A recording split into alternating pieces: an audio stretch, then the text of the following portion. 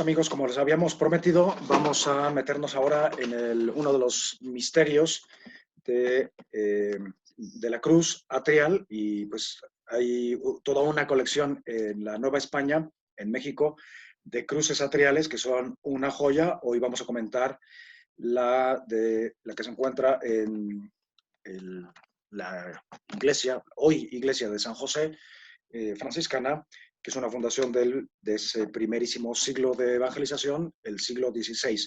Muy bien, voy a dar una pequeña introducción para que después Martín Torres nos explique justo el riquísimo simbolismo de esa cruz que se encuentra ahí en el atrio de la iglesia de San José de Ciudad Hidalgo. Entonces, la primera cosa que tenemos que entender es que la intención que tienen estos grandes humanistas que llegan al continente, que son en este orden franciscanos, dominicos, agustinos, mercedarios y ya otras órdenes.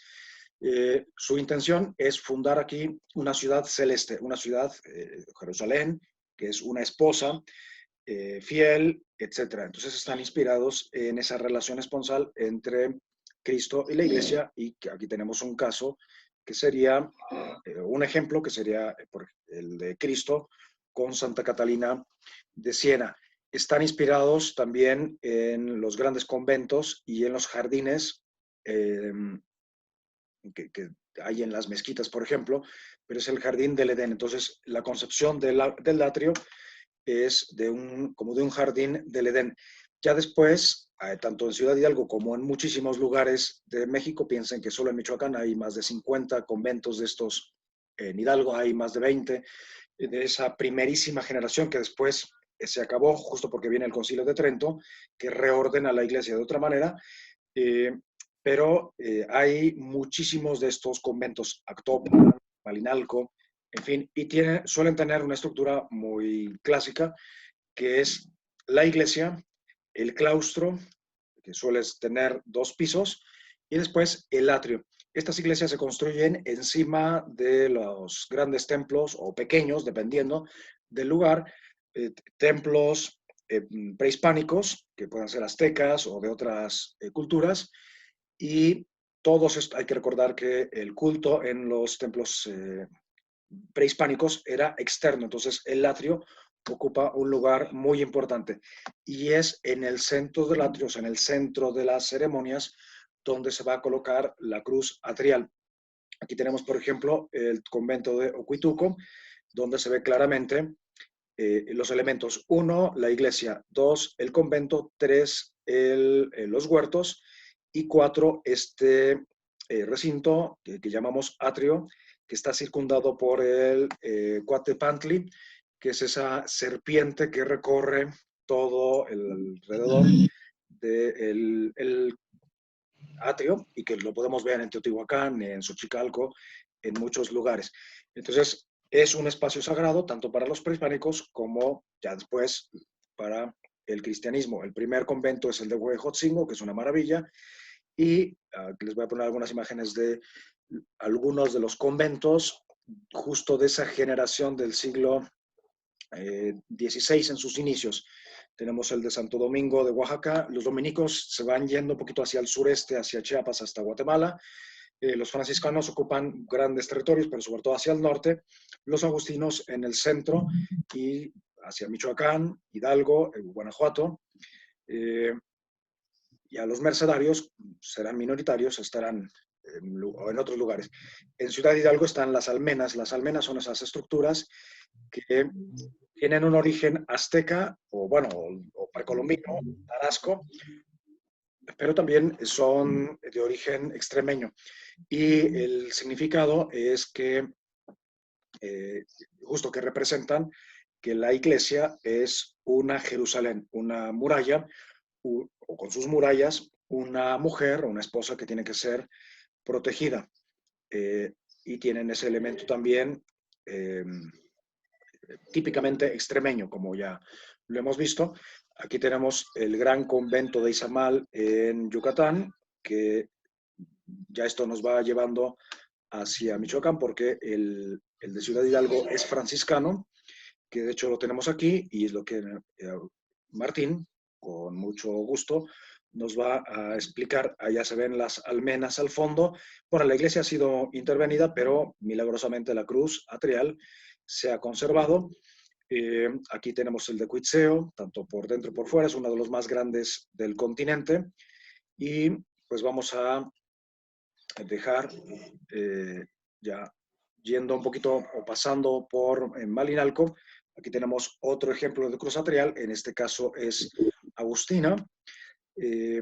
Entonces, la cruz atrial que originalmente era de madera, era una cruz muchísimo más grande, en los primerísimos años, ya después se sustituye por muchas razones, por una cruz de piedra que va en el lugar central de ese espacio sagrado que es el atrio. Entonces, el convento al que no vamos a entrar es concebido como un jardín, el atrio como un espacio sagrado, ya en el cristianismo de preparación, como un nártex para ingresar ya en el templo. Entonces, Martín, adelante. Perfecto, Oscar. Mira, aquí tenemos a la cruz atrial. ¿Se ve bien, Oscar? Sí, sí, ya dejé de compartir para que tú puedas. Perfecto. Entonces aquí tenemos a la cruz atrial de Ciudad Hidalgo. San José Tajimaró era el nombre correcto. Bien. Luego entonces comenzaré diciendo que esta es una cruz pasionaria y franciscana. ¿Por qué pasionaria y por qué franciscana? Franciscana porque en la parte del travesaño de la cruz, yo pensaba que las manos que tiene grabadas ahí, pensé que eran una imperfección del escultor, pero no. Ya revisando bien la definición de los símbolos franciscanos, tenemos que una mano representa a Cristo y la otra representa a San Francisco. Y bien, ¿por qué pasionaria? Porque las plantas que representan, que se podemos ver en el frente, son pasionarias. Y la pasionaria tiene los elementos de Cristo Cristo crucificado. Bien, pues comenzaré con la descripción de los símbolos. Miren, en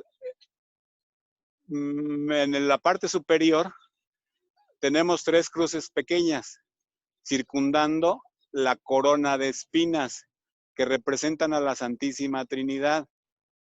Y el espejo. La cruz de Ciudad Hidalgo es una de las pocas cruces atriales que cuenta nuestro país con espejo. Ese espejo está hecho de obsidiana. Ya al final me referiré a ello. Siguiendo el curso hacia abajo, tenemos cuatro pasionarias que resaltan un vaso. ¿Qué representan estos? Cada uno de las pasionarias representan a los evangelios que tienen como figura principal a Cristo. Después de la y los tres clavos con los que fue clavado Jesús en la cruz. El vaso o búcaro representa al cuerpo de Cristo. Más abajo está la figura de una mariposa, la mariposa que representa la resurrección. Después están los 4 arcángeles, Miguel, Gabriel, Uriel y Miguel, que están en plena resurrección. Después sigue una puerta. Ya en la parte de abajo, en la base piramidal, está una calavera con 2 mariposas, 2 fémures, y de nueva cuenta está Cristo con los 4 arcángeles. y dos puertas. Si checamos la forma como está hecha la figura del vaso en la parte inferior, es la misma, es la boca con que los escultores nos han dejado ver en la figura del Santo Sepulcro, Cristo con la boca abierta. Pasemos ahora al lado norte.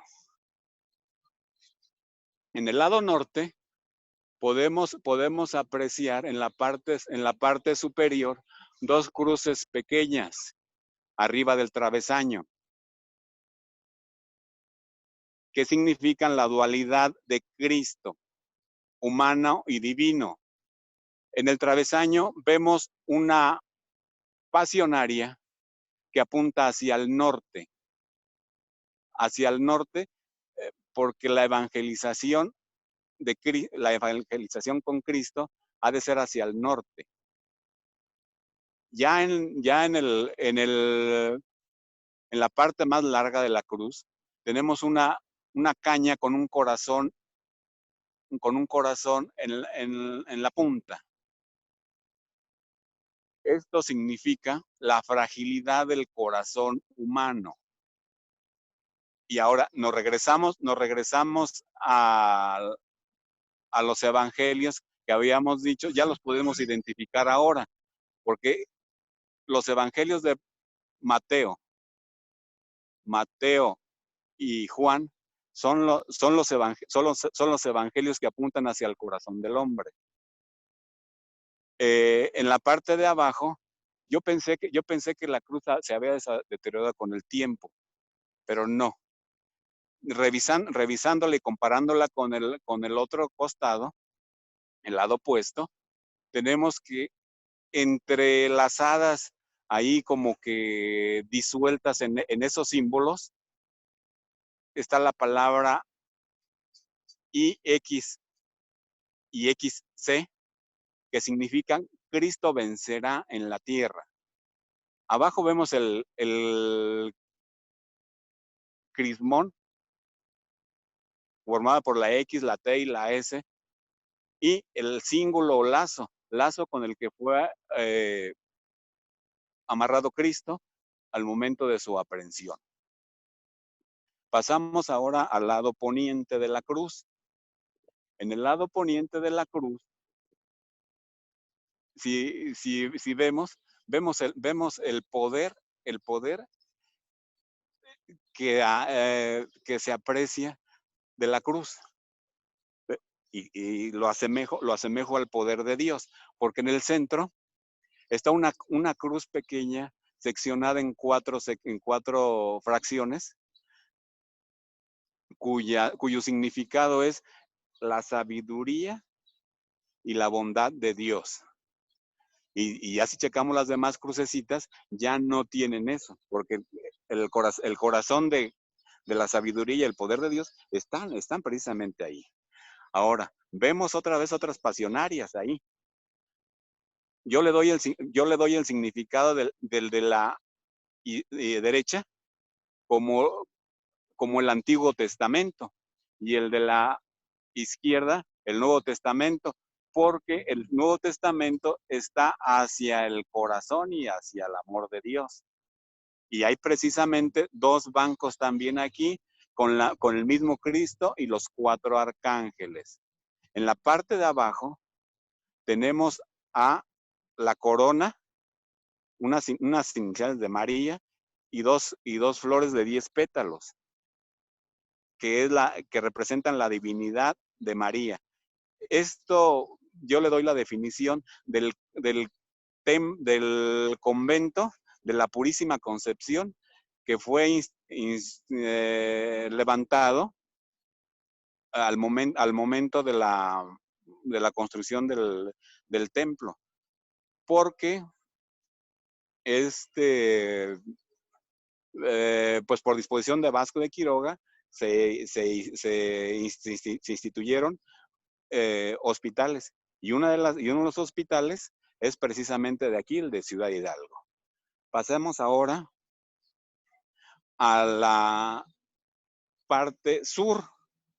Y ya checamos aquí que la diferencia que hay en estos cristogramas que están abajo de la lanza, vemos que precisamente ya está unido, está unido el travesaño que asemeja a una cruz, y ya no son de la misma apariencia. Es decir, aquí hay unas letras, en la parte de arriba hay una NI y en la parte de abajo una K de K y una A.